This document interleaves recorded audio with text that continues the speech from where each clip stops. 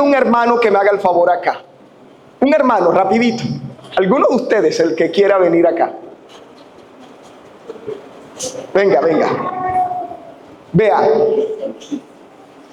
Colóquese aquí, mi hermano. Disculpe que lo incomode. Mirándome a mí. ¿Sabe? Vivir por fe es importante aprenderlo.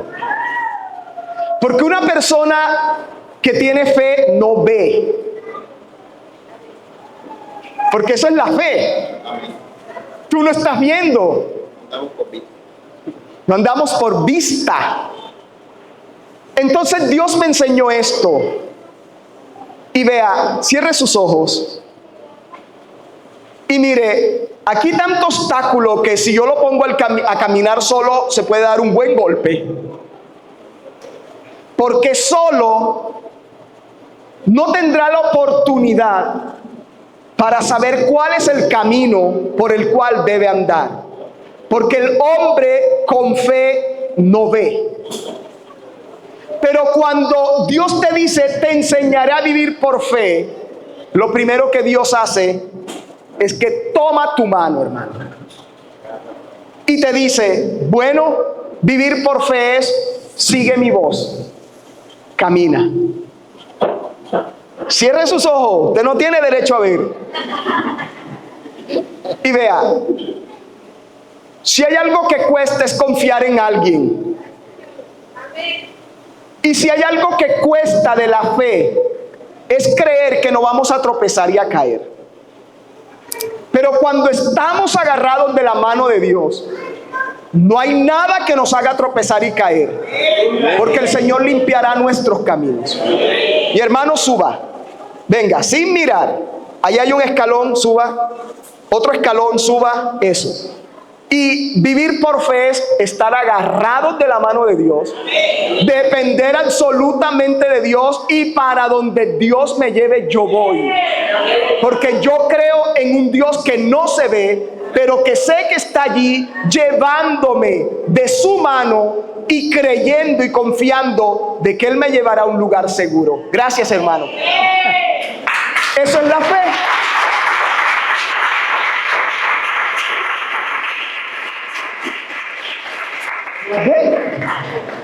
Eso es la fe. Y vea, cuando Dios me dijo, vete de tu casa, yo me acordé de Génesis capítulo 12. Deja a tu padre, a tu madre, a tu parentela y vete a la tierra que yo te mostraré. Y bueno, gracias a Dios que Dios no me dijo, coge un bus y yo te diré para dónde vas. Por lo menos me dijo hacia dónde debía dirigirme. Pero sabe, vivir por fe es creerle a Dios con ojos cerrados, hermano. Es no saber para dónde vas, pero tener la certeza que irás a un lugar seguro. Es saber que no tienes nada, pero saber que dependes del que todo lo tiene y del que todo te lo puede dar. Es no tener idea de qué va a ser el día de mañana, pero creer que en las manos de Dios tu futuro está asegurado. Tu mañana es promisorio. Tu futuro va a ser un futuro, como dice Jeremías 29:11. Yo sé los planes y pensamientos que tengo para ustedes, dice el Señor. Son pensamientos de bien y no de mal, para darles un futuro lleno de grandes esperanzas. Y eso es lo que Dios tiene para nosotros.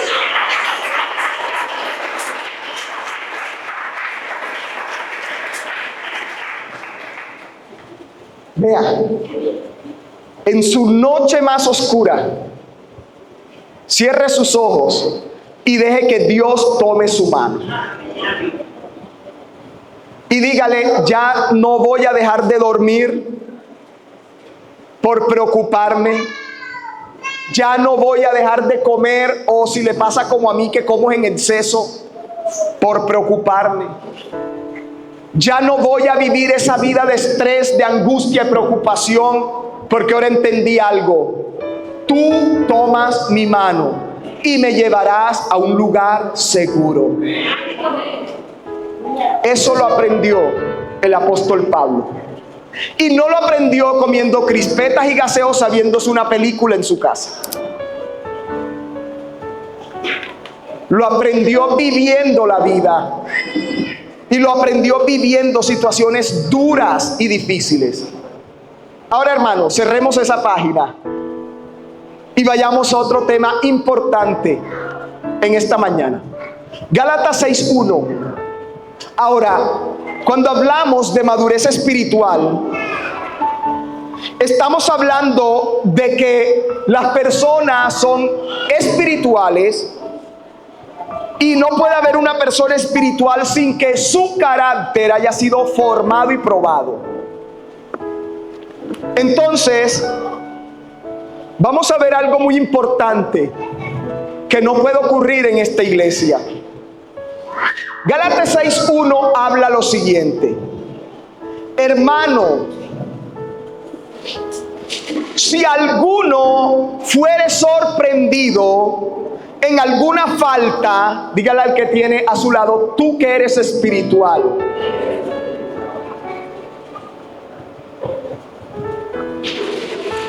Ahora, repetiré eso por si alguno allá atrás no lo oyó. Pero Gálatas 6:1 dice: hermanos, si alguno de ustedes fuere sorprendido en alguna falta, lo traduzco, hermanos amados, si alguno de ustedes cayera en pecado, ustedes que son espirituales o que dicen ser espirituales. Ahora, ¿qué es una persona espiritual? Claro, es una persona que ha madurado en su carácter. Pero la persona espiritual es que responde a la guía del Espíritu Santo. Una persona espiritual es que son sensibles y controlados por el Espíritu Santo. Entonces dice, cuando alguno cayera en la iglesia, ustedes que son los espirituales, restáurenle, dígale al que tiene a su lado, yo soy un restaurador.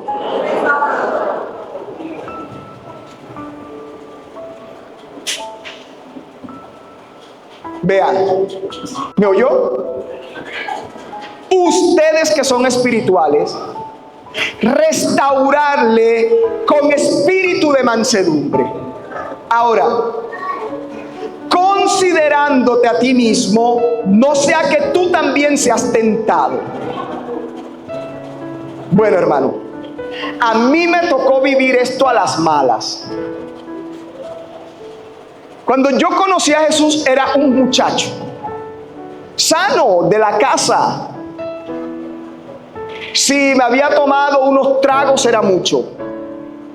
Y era muy sano. Y sabe, cuando yo me convertí a Cristo, en mí entró ese espíritu de criticadera y de señalamiento.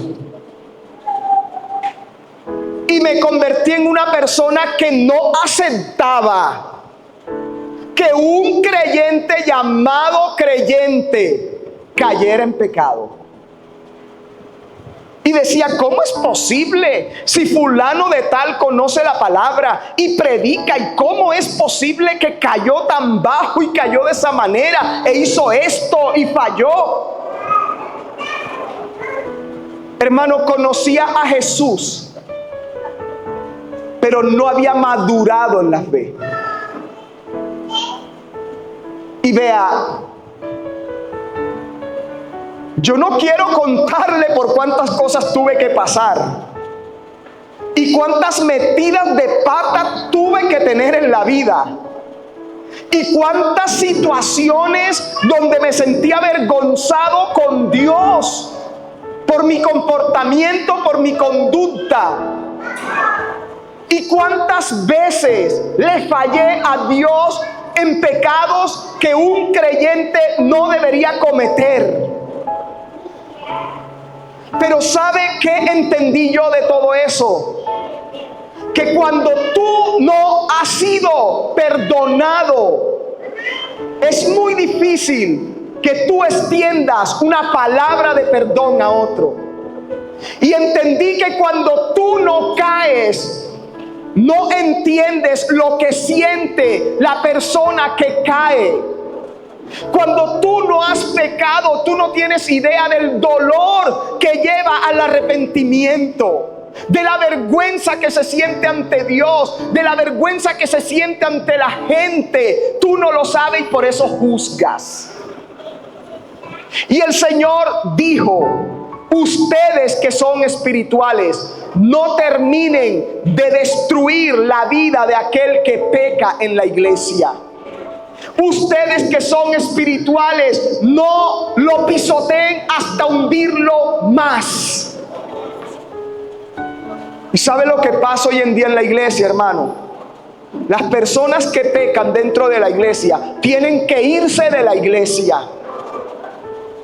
porque la gente los señala y les murmuran y les critican. Y eso que era el que se paraba en la puerta, y eso que era el que predicaba, y eso que era el que estaba al lado de los pastores. Y entonces, ¿qué queda para mí? Vea, ¿qué queda para usted? No. Porque mi medida no está en otro hermano, mi medida es Cristo. Y yo no puedo tomar como punto de referencia aquel que pecó para decir que queda para mí. Pero sí puedo decirles algo. Yo aprendí lo que es el perdón de Dios en mi vida. Yo aprendí lo que es ser perdonado, redimido, lavado, lo que es ser rescatado. Y cuando lo aprendí, entendí que hay muchos que sufren porque cuando pecan no hay quien los aliente, quien los anime, quien los levante, quien los fortalezca, sino quien los señale, los pisotee y los termine de acabar. Y vea, en estos días yo tengo un niño que está entrando a la adolescencia. Y ay, hermano, los que han pasado por eso, denle gracias a Dios que ya pasaron por eso.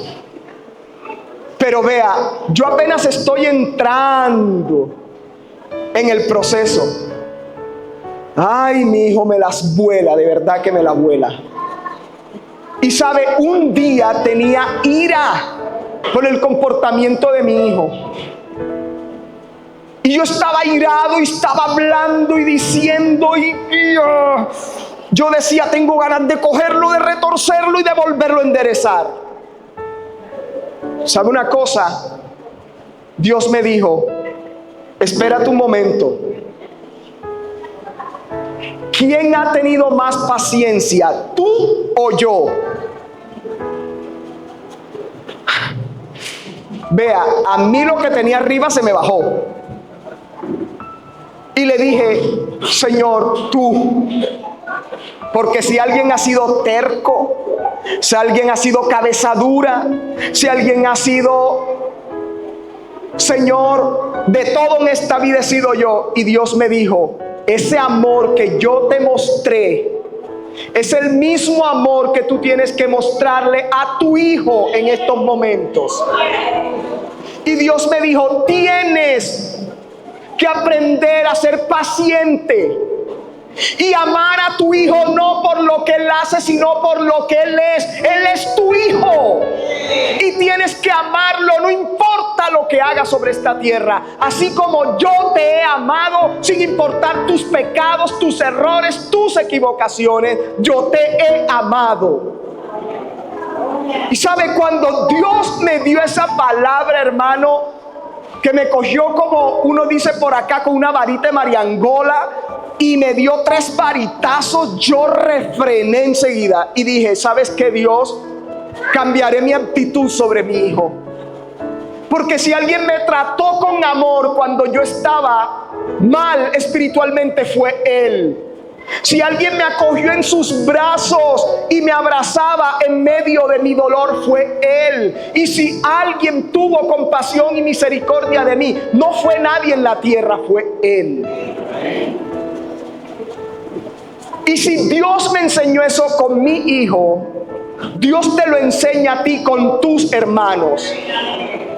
Aquí hay hermanos que necesitan un abrazo tuyo porque no están bien con Dios. No podemos cogerlos y desecharlos y echarlos y decir es que ellos son pecadores. No, hermano. Ustedes que son espirituales tienen que tener un espíritu de restauración para el que cae dentro de la iglesia. Es el mandato de Dios en este tiempo. En este tiempo Dios no quiere que nadie se pierda. En este tiempo Dios no quiere que nadie caiga en la condenación eterna. Y usted y yo somos el instrumento de Dios para restaurar la vida de otros. Y debemos restaurar a aquellos que han caído. Dígame, diga, yo restauraré al caído. Porque vea, dice, no sea que tú también seas tentado y caigas. Y vea, cuando usted critica mucho, prepárese para la caída, hermano. Y no le estoy profetizando cosa mala, pero la Biblia dice que lo que precede a la caída es la soberbia. O sea, cuando una persona se pone soberbia, altiva, altanera con otro hermano, prepárese para la caída. Y Dios hoy no quiere que usted pase como yo lo pasé. Dios quiere que usted lo pase no por la experiencia, sino por la palabra. Sea misericordioso con el que peca. Sea compasivo con el que falla. Sea restaurador con aquellos que aún en su familia no están bien con Dios. Qué triste cuando hay creyentes que le cierran las puertas de su casa a familiares que no son creyentes. Que aquí no venga el pecador ese.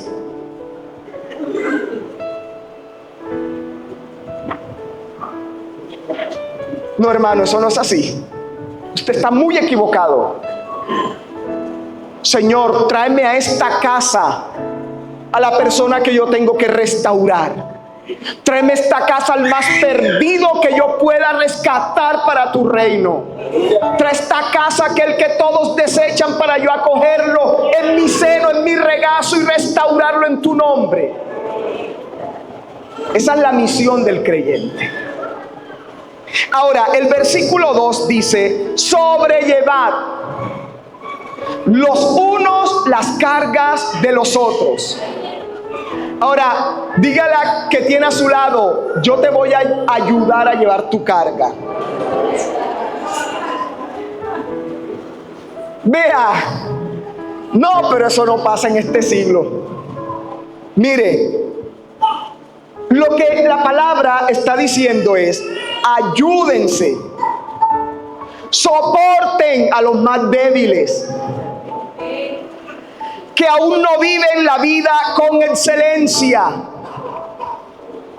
Lleven las cargas, los problemas, las faltas morales, llévenlas en oración, en intercesión delante de Dios. ¿Cuál es la misión mía como cristiano, hermano? Que si yo sé que hay un hermano que está viviendo una prueba, yo debo orar por mi hermano. Y no significa que usted va a reemplazar toda su oración para orar por el hermano, pero usted sí puede decirle a Dios, Señor, mi hermano fulano de tal está pasando una prueba, fortalécelo, ayúdalo y que él pueda ver el fruto de su aflicción. Ahora, versículo 3, porque el que se cree ser algo no siendo nada, a sí mismo se engaña. Ahora, hermano, si alguno de ustedes o yo me creo mayor de importancia para sobrellevar las cargas de otro hermano, cuando en realidad en la iglesia no hay grandes ni pequeños, todos somos iguales para el Señor. Dice que lo que tenemos es un espíritu de opinión superior en nosotros mismos. Y vea, hay personas en la iglesia que dicen, ayúdennos con el niño, por favor. Hay personas en la iglesia que dicen, yo tengo muchas cosas por las cuales orar, para orar por el problema de los demás. ¿verdad? Yo tengo muchas cosas por las cuales orar, para tener que meterme en la vida de otro y orar por otro. Y hay personas que dicen, es que ese hermano no merecen que ore por él. Ay, yo los he escuchado. Es que pastor, ese hermano no merece que oren por él, porque él es terco y no se deja llevar. Si usted supiera que él es el que más necesita de sus oraciones. Pero hay otros que dicen, él se metió en ese lío, que él solo se salga. Bueno, sí, hermano, eso no pasa aquí, gracias a Dios. Pero ¿sabe algo? Si eso llegase a pasar aquí, es un buen día para pedirle a Dios perdón y decirle a Dios, Señor, ayúdame a llevar la carga de mis hermanos. Ayúdame a llevar la carga de mis hermanos. Ahora, esa carga no es solamente de los pastores, esa carga es de toda la iglesia. Y vea, hay hermanos que tienen el don de la comunicación y van donde los otros hermanos y dicen, yo te voy a echar un cuento, pero es para que ores. Y vea, disfrazamos tanto la obra del diablo con la oración, que usted no tiene que ir a contar los problemas de los demás en las casas de los hermanos. Usted tiene que llevar eso en la presencia de Dios y decirle, Señor, ayuda a mi hermano, fortalece a mi hermano, salva a mi hermano.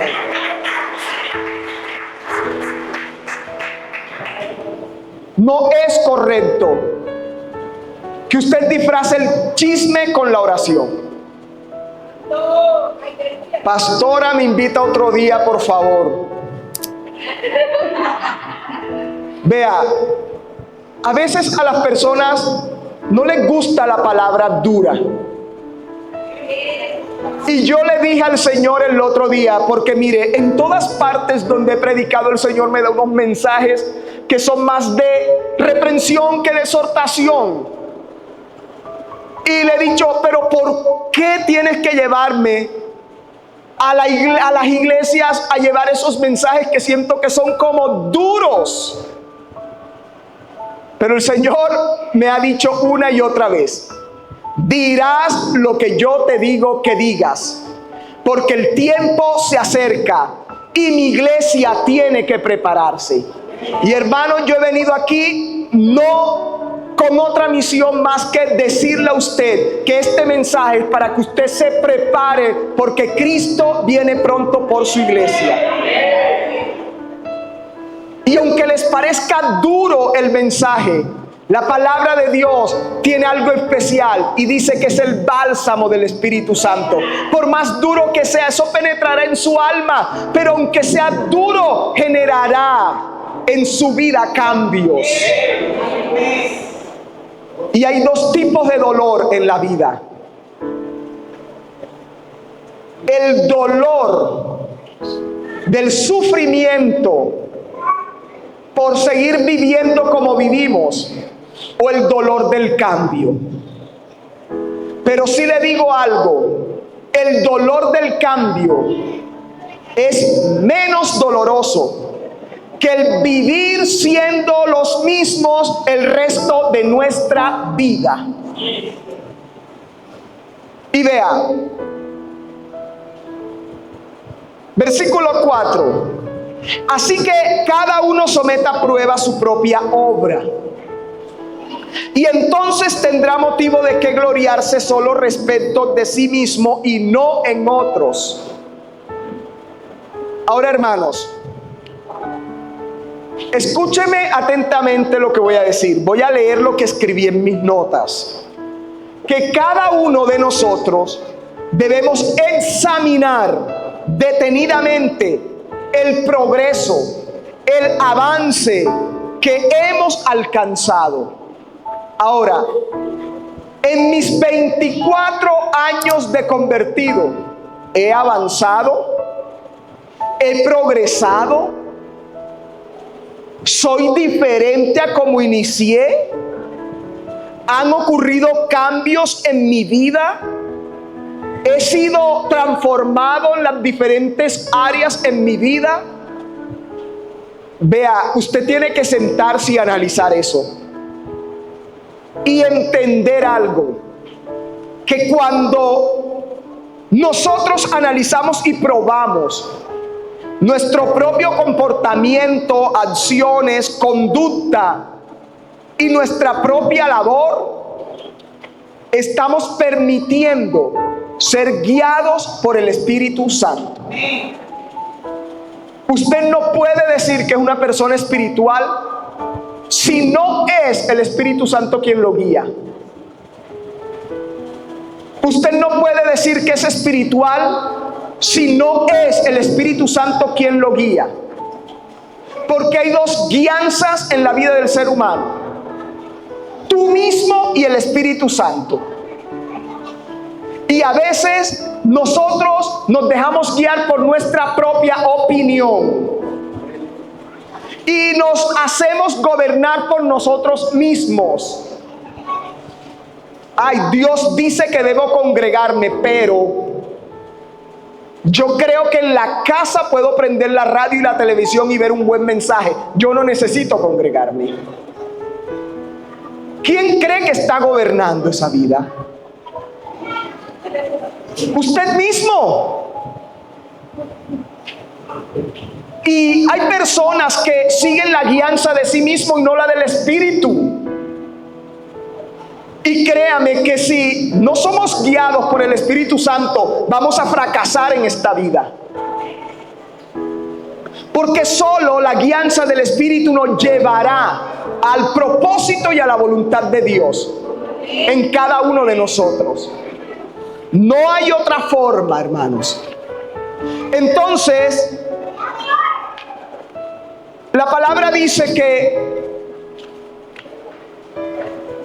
debemos gloriarnos sobre nosotros mismos si hemos tenido avances y progreso. Y vea, uno debe ponerse feliz cuando uno ve que ha cambiado cosas en su vida. Pero hay algo que usted no puede hacer y es gloriarse en otros. ¿Qué significa eso?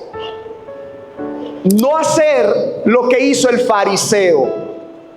Recuerda la parábola que Jesús le habló a los fariseos cuando había un fariseo en el templo y un publicano, y el fariseo, dice la palabra, oraba para sí mismo.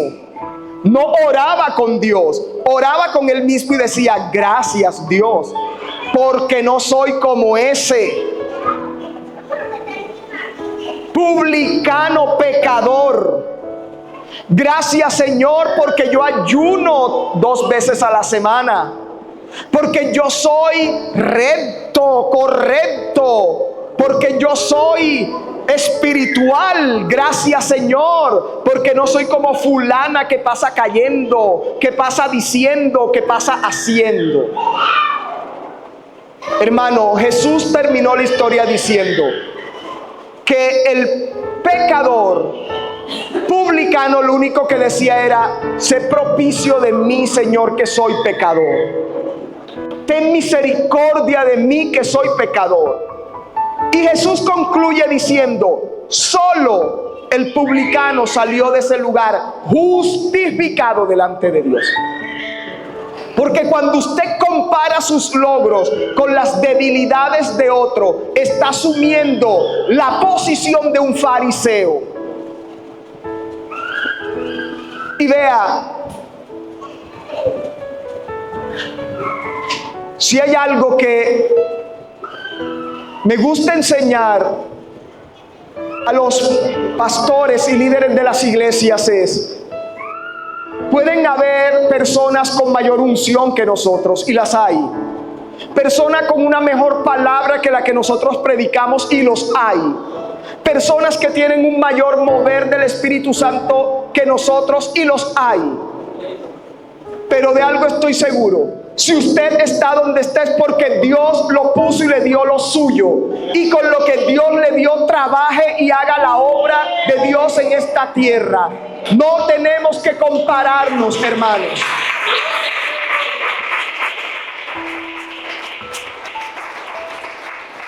Y Dios no nos ha llamado a competir. Qué triste cuando pastores sacan ovejas de otras iglesias para llevárselos a sus iglesias. Qué triste cuando pastores hablan mal de otros pastores.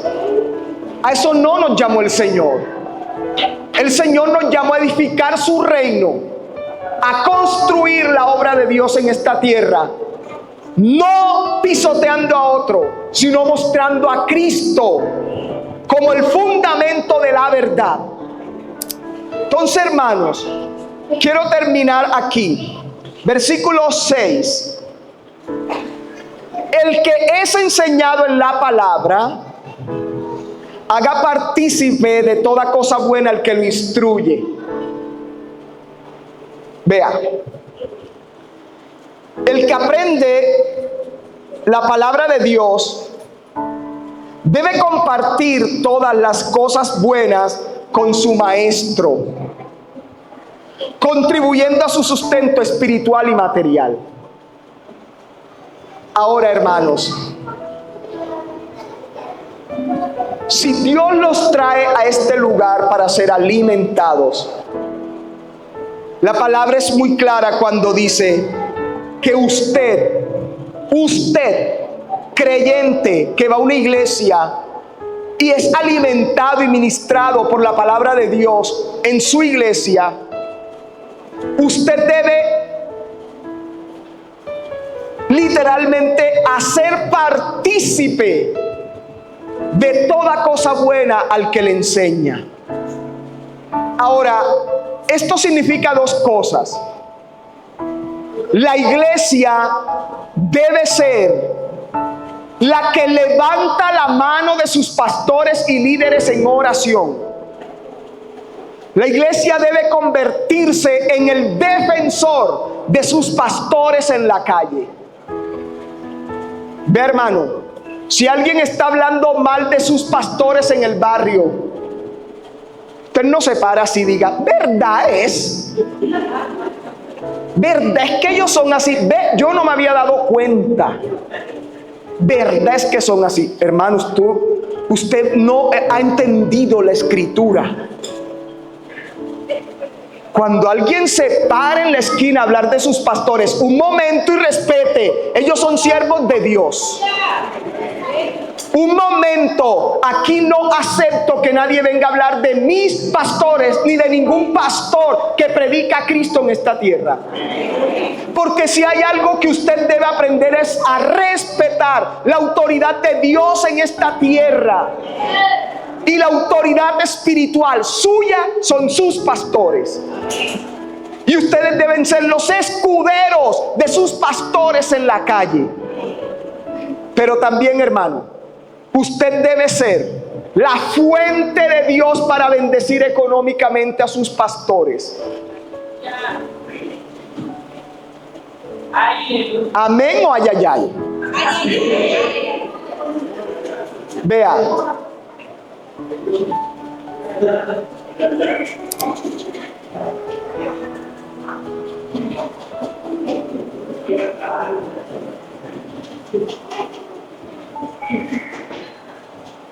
La iglesia, mire, yo a veces no quisiera hablar tanto, pero es que no me puedo callar. Pero hermanos, la escritura dice, es mejor dar que recibir. Escrito está, es mejor dar que recibir. Mire, usted cree que es bendecido porque todo el mundo le da. Está equivocado. Usted es bendecido cuando usted tiene para darle a otro. Y entre usted más da significa que es más y más bendecido. Y vea, la gente viene a la iglesia a recibir. Y comen y se engordan espiritualmente. Y yo no sé cuántos mensajes predicarán aquí sus pastores al año. Y cuántas veces. Vea, porque yo anoche casi ni dormí. Y no fue porque se fue la luz. Es pensando en todo lo que iba a pasar hoy, en todo lo que tenía que decir hoy, en todo lo que Dios quería hacer aquí hoy. Y vea, uno se trasnocha, y yo dejé a mi esposa y a mis hijos en casa. Y yo hay días que salgo y mi familia no los veo. Y sabe, ese es el precio que yo pago por servirle al Señor. Pero yo no estoy hablando por mí, estoy hablando por sus padres espirituales, que también se trasnochan, que también salen, que también se desgastan, se dedican en toda una noche a preparar un sermón para darles de comer a ustedes. Pero ¿cuántos de ustedes han dejado de dormir pensando que necesitan mis pastores? ¿Qué necesitará mi pastor? ¿Qué necesitará mi pastora? ¿Qué necesitarán? Dios mío, vea, yo los puedo ver, ¿verdad? Caminando de un lado del cuarto. Señor, ¿qué necesitan? ¿Cómo puedo ser de bendición? ¿Qué puedo llevarle a mis pastores para bendecirlos, Señor? ¿Qué puedo hacer por ellos? Señor, dime. Pero como ustedes son una iglesia entendida, a partir de hoy lo van a hacer. Y ustedes deben entender algo, hermano. Antes de ayer leía la palabra que dice que cuando usted recibe a un profeta en casa, dice, recompensa de profeta tendréis. Dice, si tú recibes a cualquiera en el nivel jerárquico, espiritual y ministerial en tu casa, dice, recibirás una recompensa conforme al nivel espiritual y jerárquico y de autoridad de esa persona. Me pregunto, ¿cuántas bendiciones nos hemos perdido nosotros por no ser dadores alegres? Y por no bendecir a nuestros pastores. Usted no tiene ni idea cuántas bendiciones se ha perdido por no bendecir a sus pastores. Y vea, usted puede preguntar dónde yo voy, y lo menos que yo hablo es de finanzas. A mí no me gusta tocar mucho ese dinero, ese tema del dinero. No me gusta tocar mucho ese tema de ofrenda, de diezmo. No es mi estilo, no va conmigo. Pero como le digo, Dios hoy me dijo que ustedes tienen que honrar a los padres de esta casa. Y que ustedes tienen que estar pendientes de sus papás espirituales, que se desvelan, que vigilan, que oran, que lloran, que sufren por ustedes, que se desvelan por ustedes. Y si hay algo que Dios admira y bendice, es aquel que bendice a sus padres espirituales. Amén. Y vea, dedíquele un tiempo en su semana a preguntarle a Dios qué necesitan sus papás. ¿Cuál es esa necesidad que hay en esta casa y que Dios le puede dar a usted para suplirla? Ya no quiero hablar más, vamos a colocarnos de pie.